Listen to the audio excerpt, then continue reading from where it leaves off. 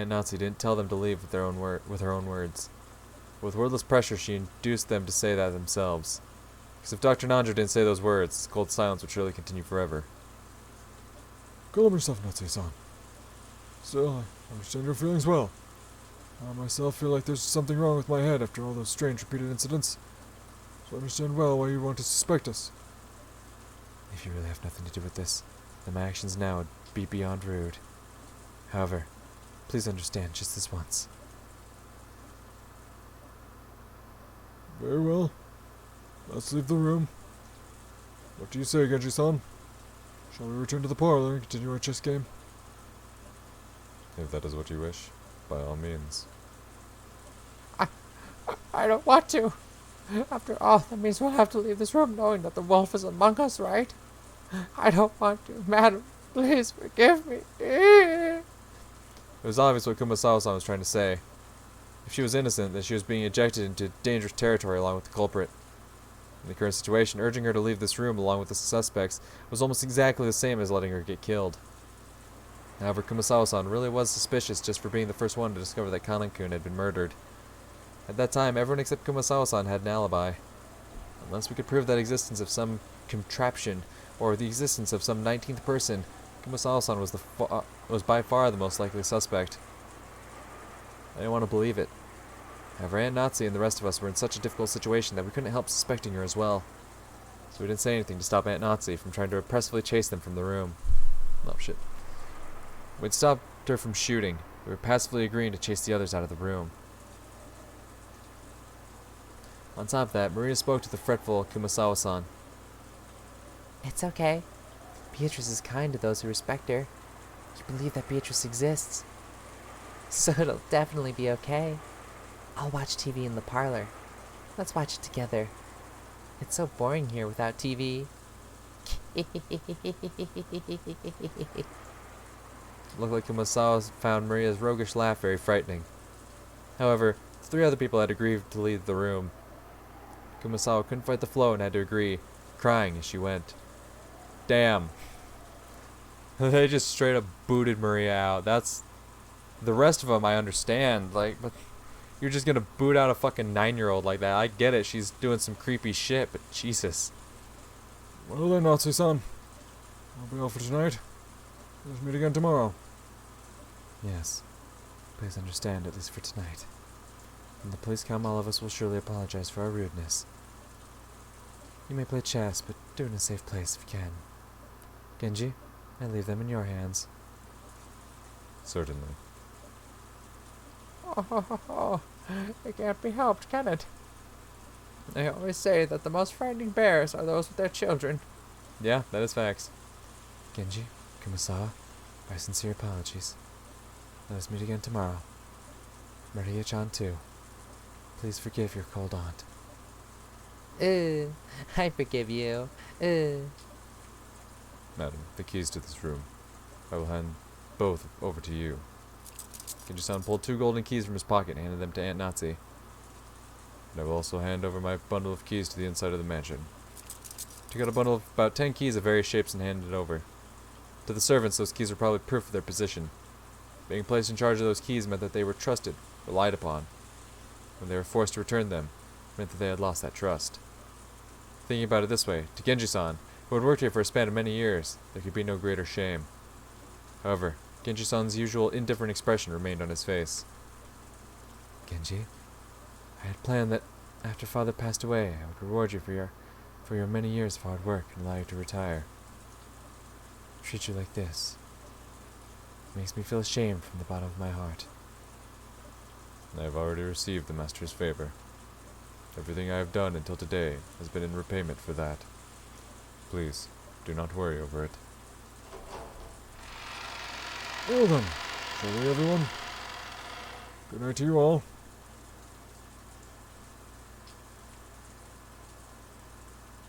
Good night. Good night to you too, battler. Maria, wait a sec. Knowledge of guilt made me call Maria back. Oh? I groped around in my pocket and took out that scorpion keychain. This repels magic, right? Wear it. Didn't you say you dropped it? Back then I got ticked off and just bluffed that I'd lost it. There's no way I'd lose the precious charm you gave me. Aww. And now he wants to keep Maria safe. Battler fucking kicks ass. I love this man. Maria silently took the charm. I was unable to say anything after that. Well then, everyone. Good night to you. My man Battler. We watched them leave, our expressions completely worn out, and we weren't even able to respond.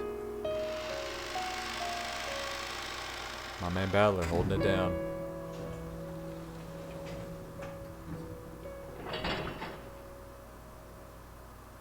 Until the door closed, we heard the auto lock. We were unable to breathe. Then we were finally allowed to take a breath. After that, I noticed that Beatrice's letter, which I had been gripping the whole time and which was soaked in my sweat, actually had 2 sheets. The paper had been tightly stuck together, so I'd mistakenly thought there was only one. What does the last one say? There are no characters on the second sheet. The thing drawn there was a magic circle, written with a red ink like blood.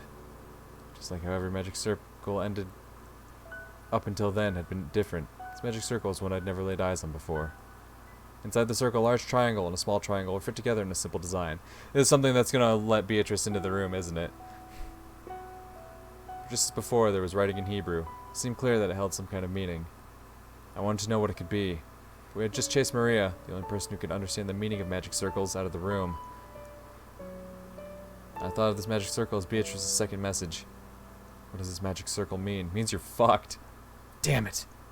Chasing out all the suspicious people, all we had to do was stay barricaded here until morning. Everything would probably be over. Oh, no, it won't be. Like, bro, there are 7 more episodes to this story. This adventure is far from over. Once the typhoon has passed, when the seagulls cry, roll credits, will everything be resolved? But the letter, which had unexpectedly appeared in the study, forced us to reject that naivety. It had made it clear that if time ran out, it would mean the witch's victory. When time runs out, is the witch planning to take on the offensive? Well, that's the thing, you fucking idiots, is the fact that the witch needs 3 more sacrifices. We still need gouge the stomach, gouge the knee, and gouge the leg. You kicked out 4 people. Ooh, gouge the knee. Isn't it always saying that Kumasawa is like frail at the knees and she's constantly like, you know, losing her stability in her knees? Like that's always where it's happening. I can almost guarantee that one. Then there's leg and stomach, which is either going to be Genji or Nanjo. Uh-huh. Mm-hmm. Uh-huh. Like, you idiots are just like, you're looking at it like, well, oh no, if we keep the suspicious people in here, then they might get us. But it's like, okay, if we kick the suspicious people out and they're not actually suspicious and there is this mystery person out there, we just offered up 4 more sacrifices and she only needs 3. This time, is she planning to display some fearful magical power? Maybe something that could have been used to kill 6 adults at once? Wait, this time's supposed to run out anyway. I don't know anything. With this, we should finally be safe. Finally. Definitely. Even as she said that, Aunt Nazi couldn't stop gripping that rifle. Understandable! There was no release in the tension of her expression. Of course, none of us felt like breathing a sigh of relief. At least not until we could hear the cry of the seagulls once more.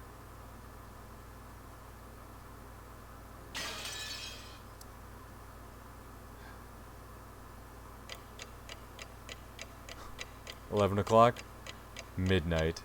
Oh, not quite. 11:30. Okay. Half an hour till midnight. Okay. I'm guessing when midnight chimes, that's the end of the day, and it's like, well, you had your fucking chance. Time's up.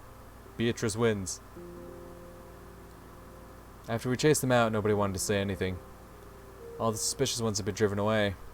Even though we knew there might be some innocents among them, we still did it. We chased them out of this paradise, where people don't have to suspect each other. But our motive for chasing them out was suspicion of one person towards another, the worst kind of crime for a human.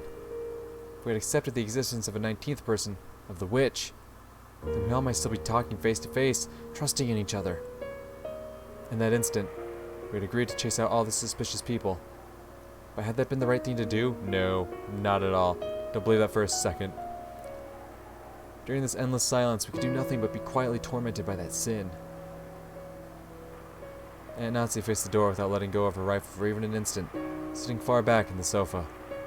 She'd probably spend the night staring at the door without a wink of sleep. Don't blame her. George Aniki gazed through a gap in the closed curtains by the window, looking down at the courtyard and the mansion that surrounded it. I didn't know whether he was checking to see if a suspicious shadow would become visible through the window, or whether he was wondering to himself about something. Jessica was sitting sideways on the sofa next to Aunt Nazi, with a dead expression on her face. And every once in a while, as though she just remembered something, she'd take out the inhaler she had used during her asthma attack and stick it in her mouth. I just heard it from Aniki. Apparently Jessica liked Kanon-kun. I mean, that was pretty obvious. It was apparently so vague that she hadn't realized it herself. You know, it's the kind of thing other people tend to spot before the person in question realizes it. Which means she might have first learned of her feelings when the person she liked died. It must have been so terrible, so sad. Come to think of it, Kanon-kun was the one who handed her that inhaler. Maybe she was remembering that.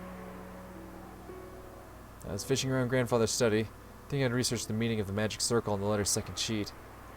Even though we were shut up in here in a defensive position, our rebellious nature made me want to find some key, some way to resist. After all, we've got plenty of time before tomorrow morning. Who could fault me for how I used that time? No one else showed that much interest in this magic circle. Its meaning was unknown, and once we understood it, we were sure to find some message that would cause us unnecessary anguish. I felt the same way. However, I couldn't just ignore it, so I killed time by going through the motions of researching it. You sure are enthusiastic. Did you find anything that might serve as a hint?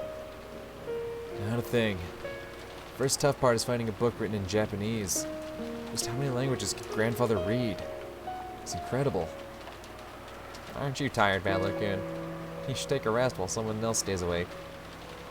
Aunt Nazi said she'd stay up all night for us, but there's no way her body can handle that. We should take turns sleeping. And you sleep first, Aniki. I'll keep researching till I get sleepy. You mean that magic circle just now? Yeah. We've got plenty of time to kill. I thought it'd be interesting to find out what kind of message Beatrice-sama put in it. Give it a rest. Mess around with stuff like that and you'll end up getting possessed by something weird. Don't worry. I've been certified by Maria. She said I've got no spiritual talent at all.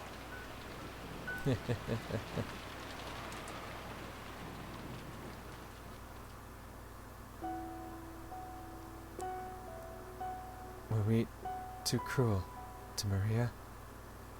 Jessica, you mustn't think that now. But Mom, if Maria wasn't involved and there's a culprit besides her, then she's obviously a soft target for the murderer. If she's killed because of this, then we've just left her to die. The gloomy silence settled once again. It looked like Jessica regretted letting her emotions take hold of her and snapping at Maria. Good! Maria's still my little homie. She's always been like that. Always acting tough and regretting it later. I understand how you feel, but Maria was in close contact with the culprit, and she might have been siding with them, talking like that over and over to further confuse matters. I'm relieved that we chased them out. That's pretty harsh, Aunt Nazi. Couldn't it just have been couldn't it just have been the nonsense of a 9-year-old girl? It probably wasn't very convincing to hear that coming from me. I myself thought Maria was creepy on several occasions, even doubting her true nature. And when Maria was chased out of this room, I couldn't deny I'd felt some relief. If that's the case, then tomorrow we will apologize for what we did. I will take full responsibility for chasing them out of this room. This isn't something the rest of you have to worry about. You could feel a tragic determination in Aunt Nazi's words. To protect her own daughter, she had resolutely chased out the suspicious ones. And if, as a result, she had to watch the people who had unfortunately been suspected die, so be it. She was prepared to take full responsibility. Why does Maria have to keep saying stuff like that? Just bringing out about her own ruin. I think the reason Maria Chan adores witches and magic so much might be Aunt Rosa. Aunt Rosa? What does she have to do with this? Didn't you realize it too, Badler-kun? Maria-chan's real father ran off somewhere a long time ago. Although Aunt Rosa tried to confuse the issue by saying he's on a foreign business trip. Talking about Rosa-san's family has become a kind of taboo in the Yoshiromiya family. I think Aunt Rosa thought about remarrying, but I also believe Maria-chan may have become her shackles and made that quite difficult. After all, she sometimes got really emotional and hit Maria-chan. Yeah, I noticed. I agree with you there. It looked like Aunt Rosa was trying hard to like Maria, which means that she didn't really like her. She might have thought of Maria as someone who stood in the way of her remarrying. I think that emotional rejection from her mother must have left some deep scars in her young heart. So she learned about this occult hobby from somewhere and immersed herself in it to bury the holes in her heart. Man, I just got done saying I still love Maria, and now you're hitting me with this? Making me feel even worse about it? Did you know? To Maria-chan, the image of a witch isn't negative at all. Remember yesterday at the beach when she showed us her notebook? Yeah. It was full of all those fun-looking scribbles. Yesterday when we were down by the beach, doubting the witch, Maria got all riled up and started explaining about witches. Not one of the pages had shown a picture of an ugly witch. They were all brightly colored, beautiful, cute witches who looked like they were having fun. There was absolutely nothing sinister about them, like a boy might have imagined. They were beings adorned with beautiful dresses who could grant anyone's dreams with their mysterious magic and who made everyone happy. Maria felt the sorrow of not being loved by her mother. Had she sought help from witches as beings who could give her happiness and save her? Someday a witch would come, and using her wonderful magic, would bring Maria happiness. Even though she believed that, as she grew older, she had to face reality as her fleeting dreams were sliced to ribbons one by one. If something claiming to be the witch of Rokkenjima appeared in front of a girl like that, whispering that she'd take Maria to the Golden Land where Maria could be happy. Now that it's come to this, I want to confess what's in my heart. Throwing out Maria-chan, no, Genji-san and the rest too, was probably the wrong thing to do, I think. It wasn't pleasant. Since Jessica had been the one to face them and slam them with words of rejection, her conscience must be tormenting her a lot right now. Then how do you explain that letter? No one could have said it there except for 4 people standing behind us. I made sure of that with my own eyes. If those 4 are innocent, how was that letter placed in a closed room with 8 people? That's right. When you put it that way, those 4 really do seem suspicious. But when we spin the chessboard around... But it's all useless. Yeah, it's all useless. Useless? What is? Right. It might not be worth anything anymore, but let me spin the chessboard around again. There it is. Yep. In other words, if one of those 4 really was the culprit, isn't that weird? That's right. Wasn't setting that letter openly on the table the same as confessing that one of them was the culprit? You're right. That's weird. If they were going to do that, you'd think they'd put it in the crack of the door, for example, to make it look like someone had slipped it in from outside. Of course they should have known that they'd be suspected if they didn't make it look like the culprit was outside the room. Yeah, that's it exactly. If the culprit was one of the 4, setting that letter right in the middle of the table would be both risky and meaningless. But putting aside whatever trick was used to set it there, if we assume that the culprit is someone other than those 4, in other words, someone who was outside the room, then they had a lot to gain from that letter. Enough, Battler-kun. It's meaningless to discuss such matters now. Natsu-san quickly guessed what I was getting at.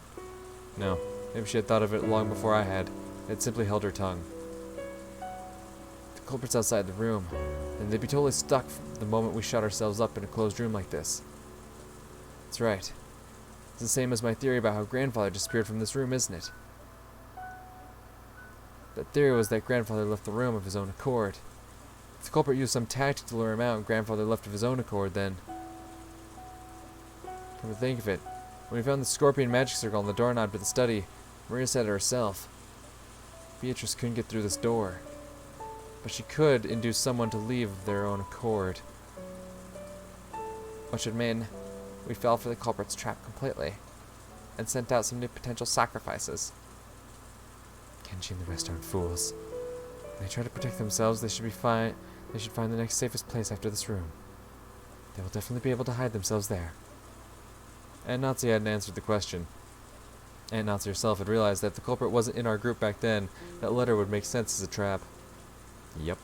However, it wasn't worth the risk of calling back the people she had once thrown out. To Aunt Nazi, right now, her greatest and only duty was to protect the children. By her thinking, in order to do that, a few sacrifices were unavoidable. Hey, Aunt Nazi, let me say something a little harsh, okay? At that time, what if by coincidence, Jessica had also been standing behind you? Would you have chased Jessica from the room too? It's true that a lot of brutal things had happened, but as a mother, you thought you should protect your daughter no matter what. Because of that duty, you chased them out, even though you knew that you'd eventually be held responsible for it. It's not like I'm condemning that, but I was just thinking about what a great mother Jessica has. That's right. You've been dealing with these incidents since morning. You've been pulling all of us along this whole time without losing your composure. If you were all confused too, the rest of us would probably be in the culprit's grasp by now. So I think we all have to thank you. Damn right.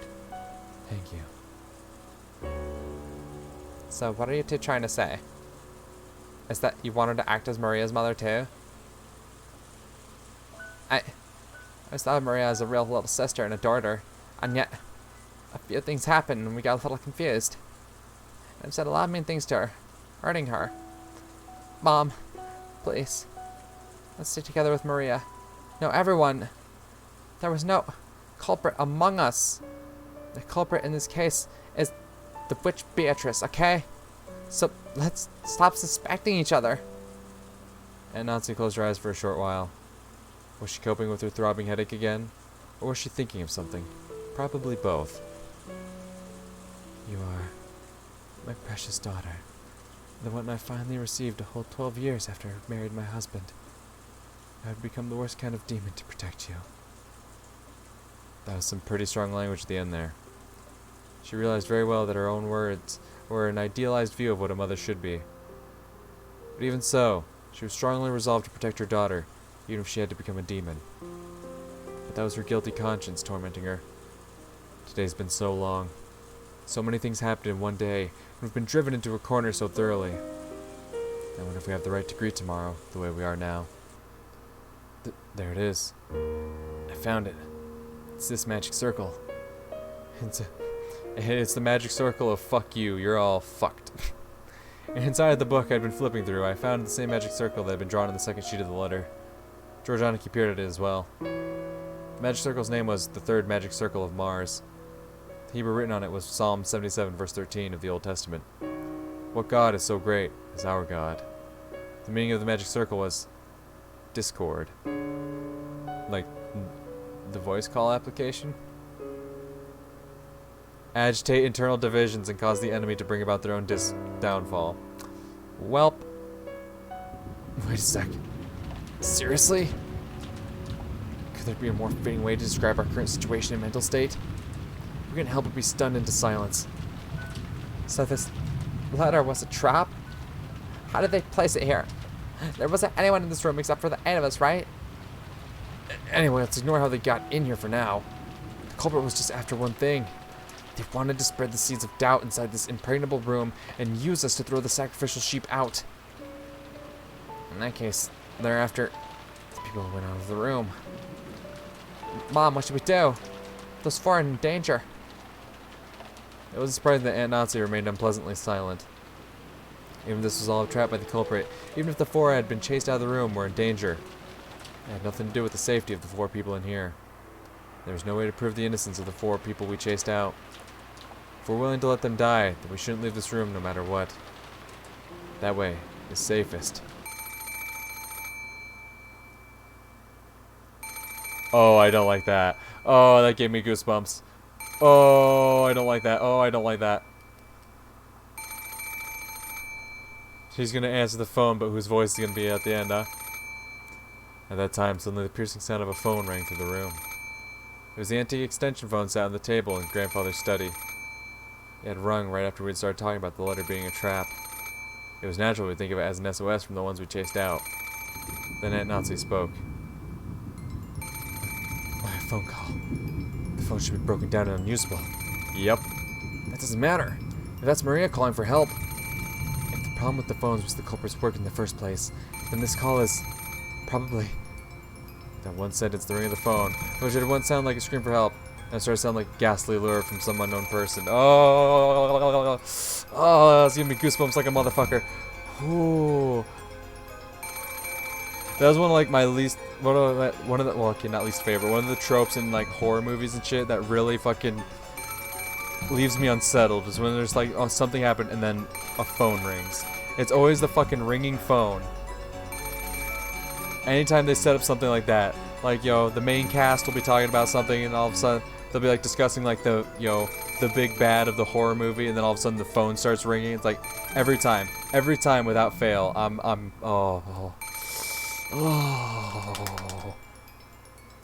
and Nazi hesitated over whether to pick up the receiver. Let's pick it up, Aunt Nazi. The phones might have been fixed for some reason. It could still be an urgent call from Maria-chan and the rest. That's right. And if it actually is a call from the culprit, bring it on. Why don't we listen to what they've got to say? It's just a phone call. No matter what they babble through the receiver, it's not like it's gonna hurt you. Oh? If you don't pick it up, then I will. I will take it. Hello? Stretched out my hand to take the receiver, but Aunt Nazi grabbed it before I could reach. We all held our breath, trying to figure out who the person on the other end of the phone was. For a while, Aunt Nazi kept saying hello. Silent phone call? There's no way Maria and the others would do something so creepy. Which means, this phone call, possibly, really be. Aunt Nazi stopped repeating hello and strained her ears. She thought she heard something far away on the other end of the receiver. What was that? Huh? Is someone singing? What do you mean singing? I don't know. Faintly, from the end of the phone, I can hear someone singing. I wonder what it could be. Ah! Get over here for a sec. Hello? I have forced the receiver from the stunned Aunt Nazi's hand pressed against my ear. First I didn't hear anything. Because I had been told about it beforehand, I noticed. It sounded far away from the receiver, rather than someone speaking in a quiet voice. It sounded like a girl singing a song. That voice did sound like Maria's. That just made the situation even more inexplicable. At the very least, the one who had made the phone call hadn't been Maria. After all, Maria was singing some song far away from the receiver. In that case, the one who made the phone call should have been Genji-san, Kumasawa-san, or Dr. Nanjo. And yet, they weren't saying anything. Why? Because those three are dead? For what reason? The person who made this phone call. Who was it? Hey! Hello? Who is it? Answer me! Is that Maria singing? Answer me! What's happening? What is it? I don't know. All I can say is, it's probably a trap. And Maria's in trouble. And Nazi took the receiver again, but after yelling into it several more times, she realized that she wasn't getting anywhere and hung up. After that, she dialed quickly. Then she clicked her tongue. That's right. The phones are working. We should be able to reach the police. But judging by Aunt Nazi's reaction, the outside telephone line still didn't connect. Let's go. Even if we know it might be a trap, we have to go. Yeah, definitely. Jessica, Aunt Nazi, stay here. Veronica and I tried to dash out. Aunt Nazi stopped us. Yes, yep, gun. Hold it. I cannot let you go alone. I will go too. Jessica, wait here. What? So I'll be the only one left out? Nice try, but I'm going to. Yeah, might be better that way. If the goal of that phone call was to split us up further, it wouldn't be a good idea to leave someone to watch this room. There's no time to argue. Let's all go. And Nazi raised the rifle high and took the lead. I couldn't go unarmed myself. I found a 3-pronged candle stand and readied it. Although the pins on it used to fit candles were short, it was almost like a 3-pronged spear. Uh-huh. A 3-pronged spear? Something with prongs? Something that could, I don't know, gouge? Say, like, I don't know, someone's stomach or knee or leg, maybe? I'm just, throwing that out there. Then the four of us left the study. We left the study, which should have been the safest place inside the mansion. By doing this, we had been lured out, even though we had barricaded ourselves in a safe, closed room. Perhaps we were doing exactly the same thing Grandfather had done when he disappeared from that room. Maria! Where are you? Answer me! I listened closely but didn't hear anything. The mansion was vast. Since the passing typhoon was making its last stand, the sound of the rain was even noisier than before. Marie-chan said she wanted to watch TV in the parlor, right? Let's try going downstairs. That's right. Let's try there. Everyone, be mindful of your surroundings. Yeah! Then Nazi in the center, her rifle ready, her finger on the trigger. We moved into a group, our backs together, checking our surroundings in all directions. So, laying down some predictions. I'm still saying about the fact I think Nazi is going to be the cause of Gouge the Stomach. I think she's going to accident. I don't know if it's going to be an accident or on purpose. I think that's what that might happen with Battler too. I think Battler and Nazi are going to be the causes of two of the gouges. I think Battler's going to be responsible for gouging someone's leg or knee with that spear thing. And then I think Nazi's going to be responsible for gouging someone's stomach. Well, honestly, all three of them could be, possible with either weapon, but still. Those two are going to be the cause of it. Someone's going to get shanked with that fucking candlestick, and then someone is going to get a fucking bullet to their body somewhere. It was just as though that magic circle designed to spread discord had worked. We had split up, and furthermore, had been dragged down to dangerous territory. In other words, even now we were doing just what the culprit wanted us to do. This was a separate world, where it wouldn't be odd for anything to suddenly occur. And Nazi nervously pointed the barrel of the gun at every dark spot and shadow. I feel like that motion was out of fear rather than caution. The rifle she held in her hand should have been a trump card that the culprit feared. I've been thinking. It wouldn't be impossible to stick one of those ice picks into someone's chest, like in Kanankun's case. But splitting the skull and sticking them in the forehead, like in my parents' case, wouldn't be that easy. Think the culprit had that kind of animal strength? He probably had some kind of weapon, a device that can shoot or pound in those ice picks. The handle was too short to be driven in that deeply by human strength alone. Either way, they have enough force to break through a skull. I heard Kanan's wound reach as far as his lungs. If you happen to see your opponent, don't go forwards.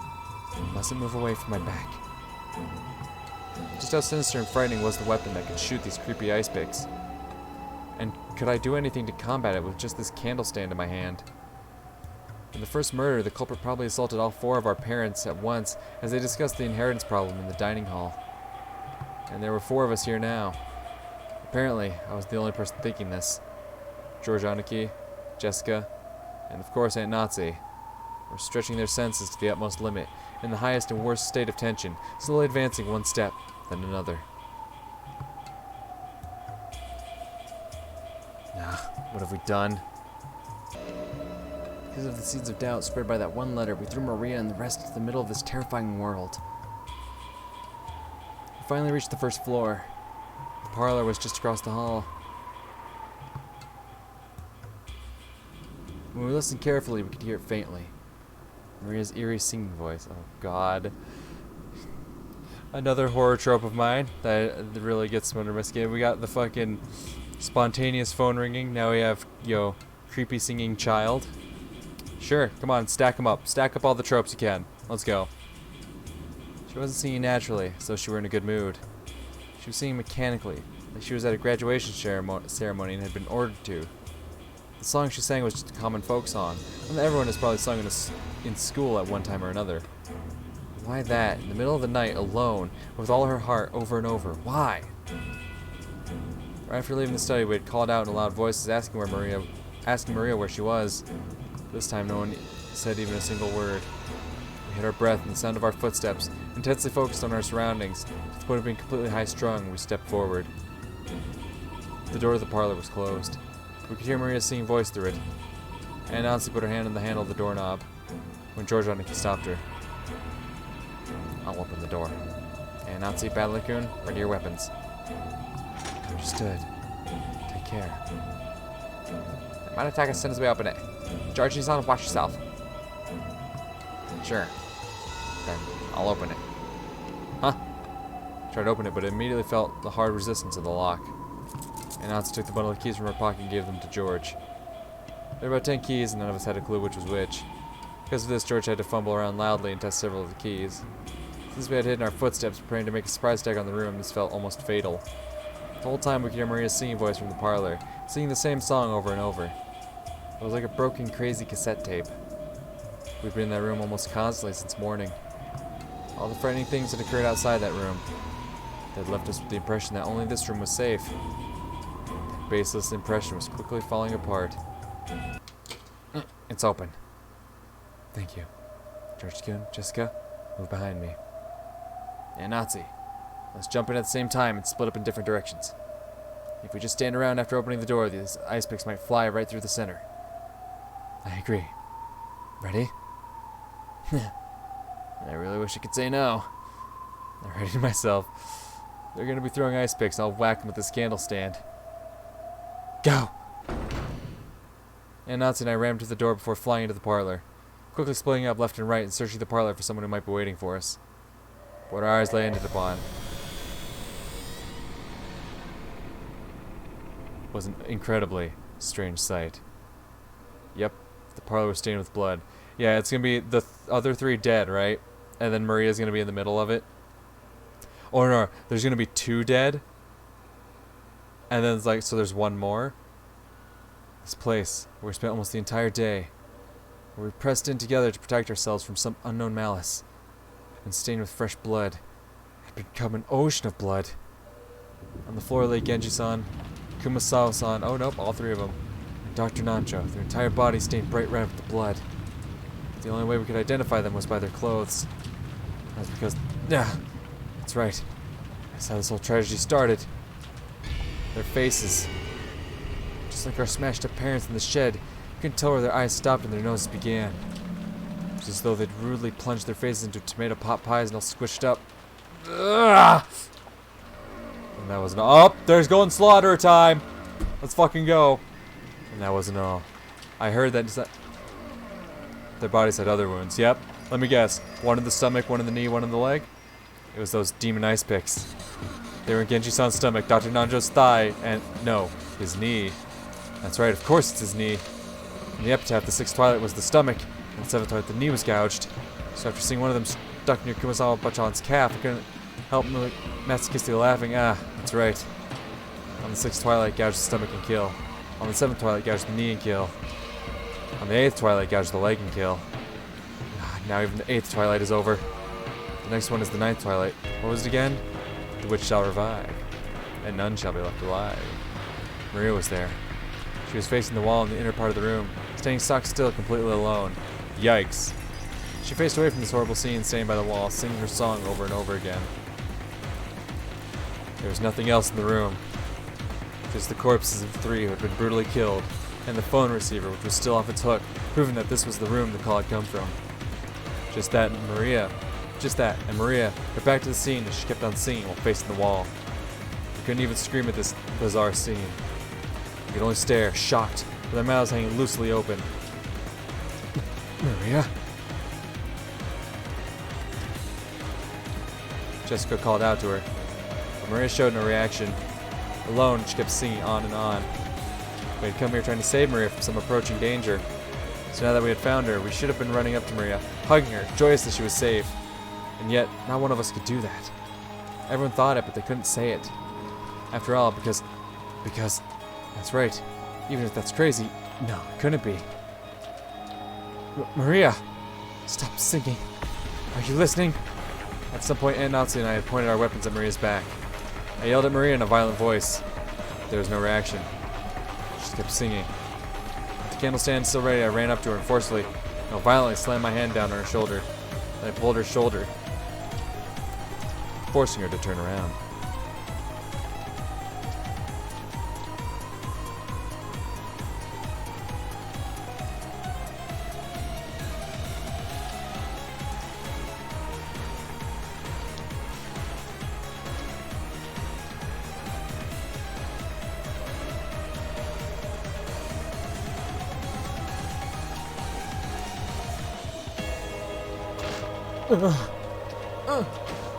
Maria's small body was quickly pulled down and fell. And as though unhappy at having her singing interrupted, Maria looked into my face with her usual expression. Even in this gruesome situation, she was just like normal. Maria, what is this? You did it! Beatrice. Cut that crap! I threw the candle stand I'd been holding against the wall. The violence of that reckless sound should have gone straight into Maria's heart.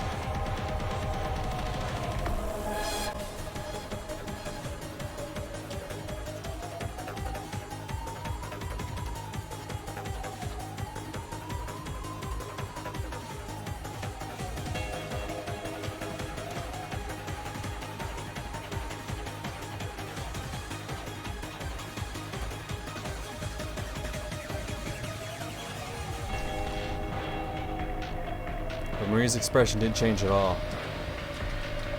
Quit it, Battler-kun. Maria-chan, this time you should have seen the face of the culprit who killed these three. Was the culprit the same Beatrice who gave you the letter? Beatrice. Well, in that case, it's certain. There is a 19th person. Beatrice does exist. And Maria, or at least tell me this much.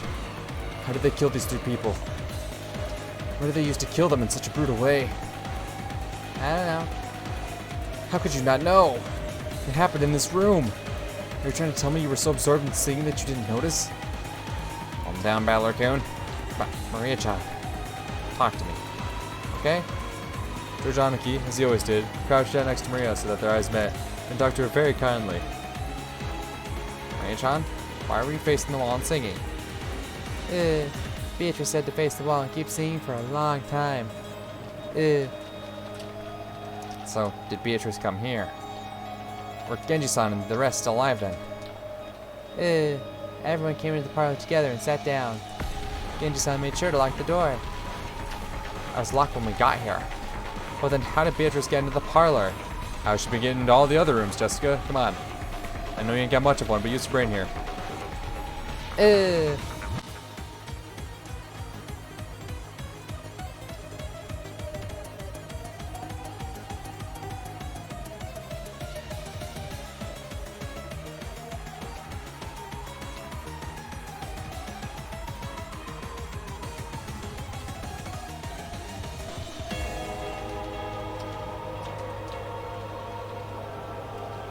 Beatrice is a witch, so locks don't matter.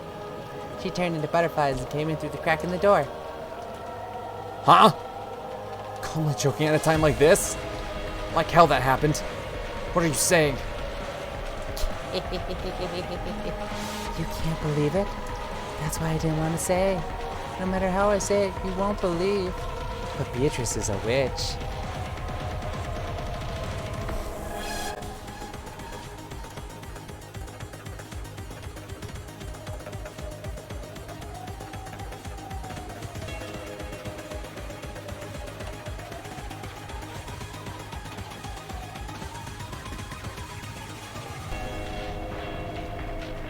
She can do anything with her miraculous magic. That's why Beatrice doesn't care whether her door is locked or not. And then, after Beatrice appeared, what happened to everyone? Beatrice talked to us. She said grandfather's study was protected by a powerful force, and she couldn't enter no matter what she did. So she told us she'd select 3 sacrifices from the 4 people in the parlor. Everyone said, no way. Kumasawa-san kept saying, no way, no way. But Beatrice chose. And when she did, Beatrice said I'd be fine. Why do you think? It's because of the scorpion charm with the 5th magic circle of Mars. The one Battler used to pray for my safety, and then he put his feelings into. Because of that power, Beatrice couldn't do anything to me, and me alone. So she decided to use the other 3 as sacrifices. And after that, Beatrice spoke. Come, face the wall and sing a song for me. You'll sing lots and lots of songs, so no matter what happens, no matter what you hear, you won't hear you. You won't hear, you won't hear, you won't know. You won't hear, you won't hear, you won't know. The fuck does that sentence mean? Come, sing lots of fun songs for me. So I was singing the whole time, over and over. So I didn't hear anything, didn't know anything. And then all of you came. You asking us to believe that? You think we're stupid? Then who will you suspect this time? Will you suspect me? Gonna try killing me right here? And if you do that, Beatrice won't stop existing. Now the 8th twilight is over, and Beatrice will revive. Are you serious? I've had enough of that talk. As if witches could exist. As if I'd let myself get tricked. I won't accept it. Beatrice doesn't exist. I definitely won't accept it. So I won't let her exist. I won't let her revive. The legend will remain a legend forever. I won't acknowledge something like that. Credit, Battler. It's not like Maria killed them or let them die. But Beatrice came and Maria had to obey, was unable to resist. Huh? Hey, Nazi? She isn't here. No! Not Nazi! No! No, no, no, no. Not Nazi. No. No. No, no, no, no.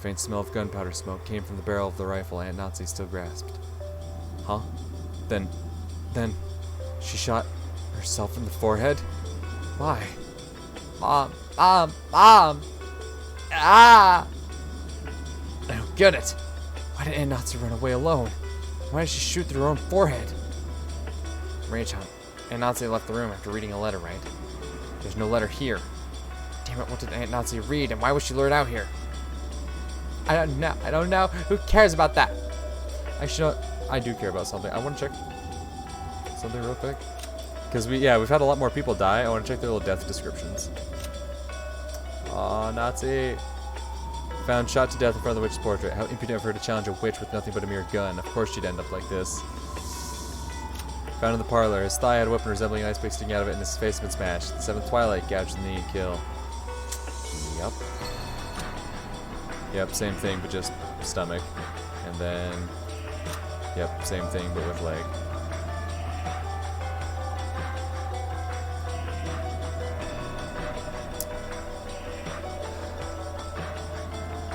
Alright.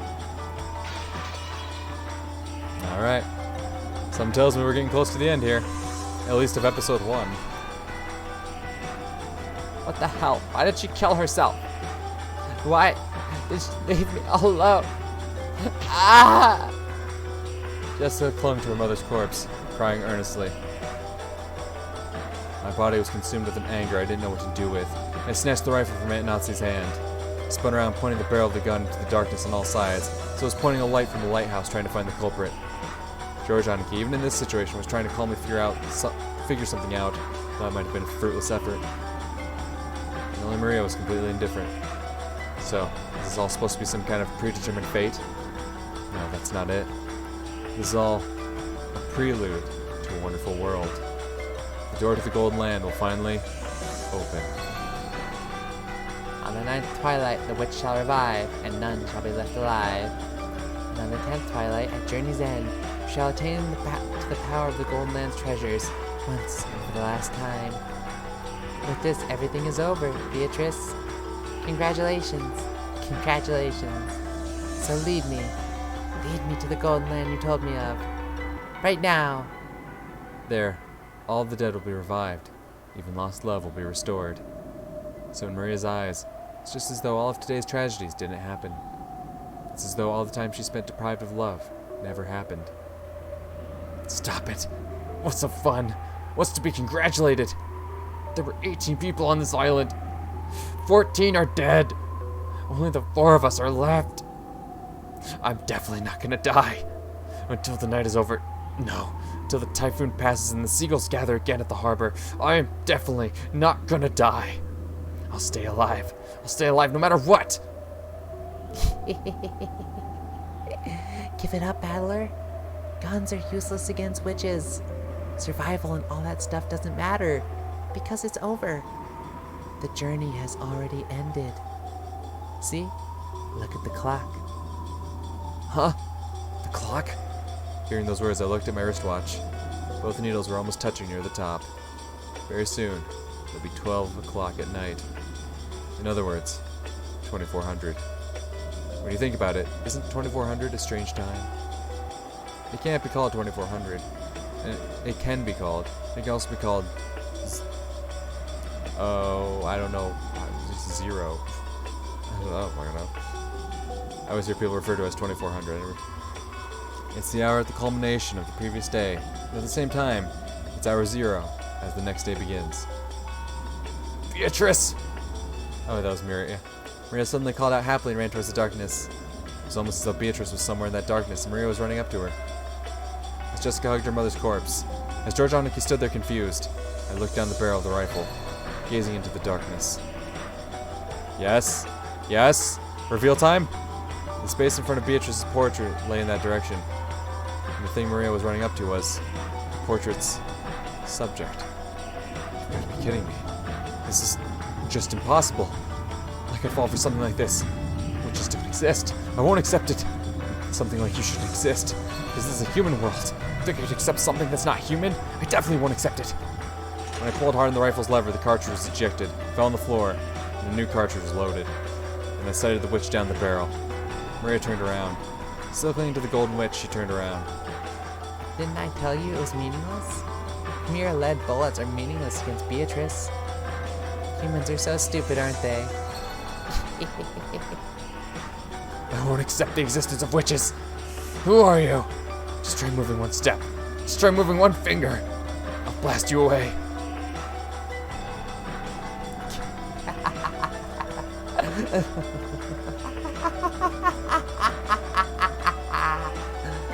As the witches laughed. Even the large clock in the hall joined in on their laughter. It was probably telling us that the time was 2400. It was both the tone telling us that we would reach the culmination of this day, and the tone informing us that all had returned to nothing.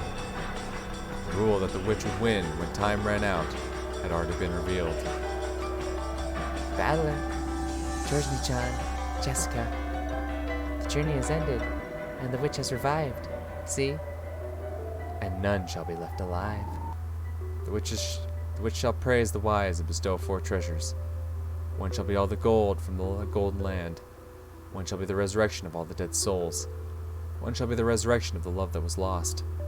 One shall be to put the witch to sleep for all time. Sleep peacefully, my beloved witch, Beatrice.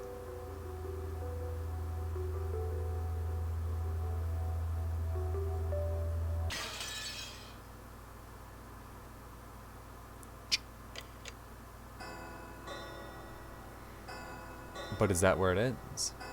I don't believe so. I say nay, that is not where it ends.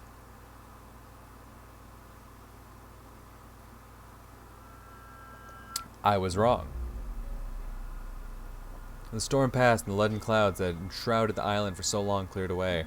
From the rifts between the clouds, sunbeams shone, and yesterday's storm seemed like a lie. Just as someone had wished, the seagulls returned to the harbor once again, and their lively cries being heard. Afterwards, the police came and conducted an investigation of the scene. The corpses of the children, who were thought to have survived until the very end, were never found. However, because of the body parts that were discovered and the unimaginably gruesome nature of the scene, the police were forced to conclude that the chances of survival for any of the 18, even the children, seemed hopelessly dim. X.